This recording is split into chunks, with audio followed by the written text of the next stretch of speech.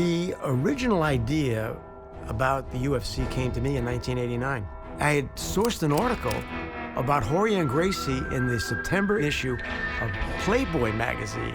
And of course, I wasn't looking at the pictures, I was just reading the article. And it's all about the Gracies down in Brazil.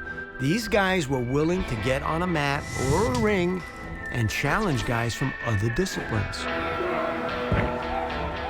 I was doing pay-per-view, but basically for rock and roll bands. And I had a friend who was head of the New York State Taekwondo Association. And one day I said to him, there's all these Taekwondo people, all these karate people, and I'll bet they would want to know who would win the fight. The following week, Orion and Art Davie came to me and said, what about jiu-jitsu? I said, you know, let them all fight.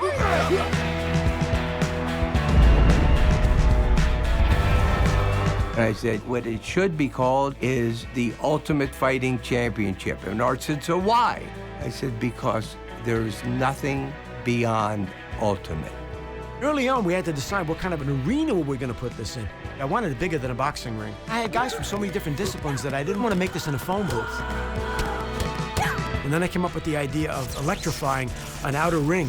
And one of Horion's students, who was a cardiologist, said, have you ever heard the word, Art Davie, ventricular fibrillation? I said, what's that? So that idea was out.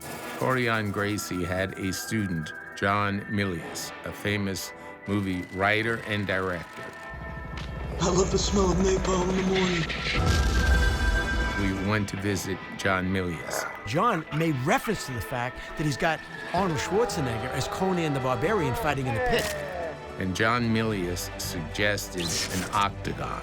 Now, he also suggested that we dig it into a pit, that we have guys with torches standing around there. We talked about Vestal Virgins coming in on white horses and having 140 anti-aircraft lights like Lenny Riefenstahl did in Triumph of the Will, lining the pathway to the arena. That didn't appeal to me, but the octagon, which would be a different way to do an event, that appealed to me. In all fairness, it really wasn't John Milius's idea.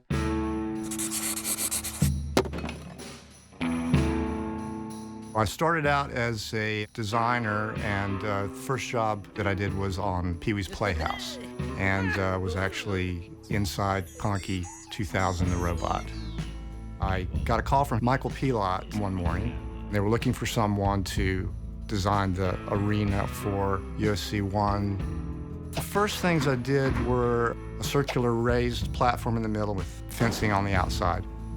Another one was a square platform, so like a box ring, but the inside was raised. Got a little more theatrical with fencing and barbed wire on the outside and some torches. The last one that I came up with was a 8-sided ring with a chest-high chain link fence around the outside. The octagon was unique. It was a unique shape. Again, the concept being John Milius. Nobody ever mentioned John Milius, and I didn't know John Milius was involved. Once I got the okay from SEG, the next step was the process of getting it built. So I gave a fellow I'd worked with quite a bit, Jason Cusson, a call, and he took on the job of getting it built. Greg Harrison likes to think that he created the octagon because he drew the pictures. Greg didn't want his name attached to it in any way until it started getting successful.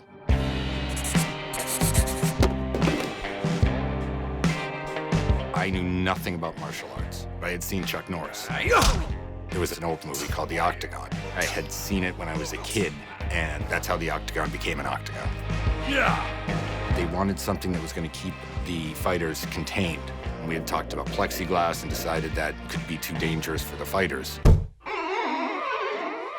And I happened across this vinyl-coated chain link fence, and that solved that problem.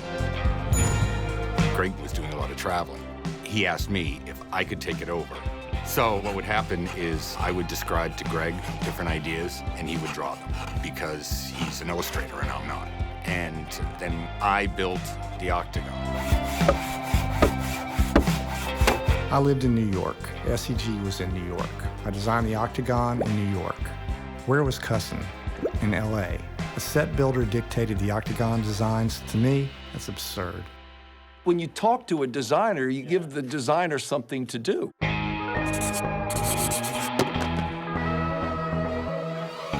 Bob Meyerowitz introduced me to Art Davey and Horian Gracie.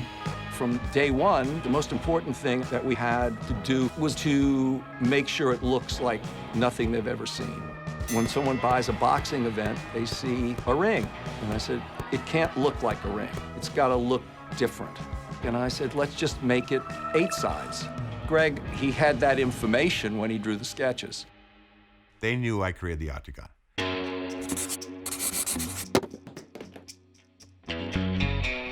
My whole life I was doing fights. I started judo when I was 5 in El Paso, Texas. I was fighting in the streets, and I came to California, and then I started getting into all the martial arts. I had this idea. I said, I want to do a show. We'll call it Cage of Rage.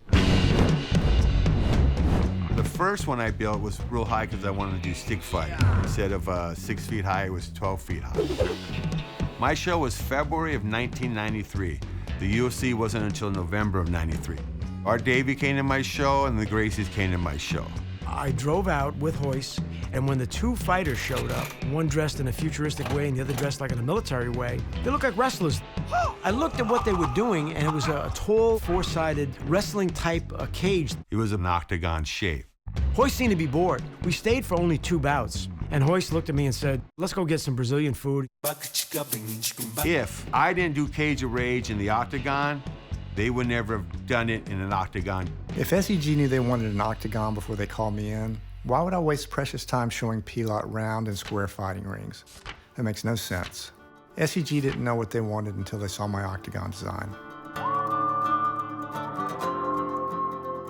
My recollection and memory is the guy who had the most responsibility for the creation of the Octagon is Jason Cusson.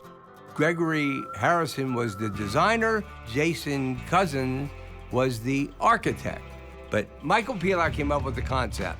It's interesting to me, all the people who now say they conceived the Octagon were not designers, and yet somehow they all came up with the Octagon design. You don't need a design degree to come up with an octagon. Success has 1,000 parents. Failure has none. That is the power of jiu-jitsu in action. After the first UFC, I had the crew help me put all of it on racks so we could take it out to the dumpsters out back because we were pretty certain they're never gonna let us do this again. And all of a sudden, Art Davey came running out. Bob and I paid $28,000 for that. He said, I want to store this just in case. We might try this again.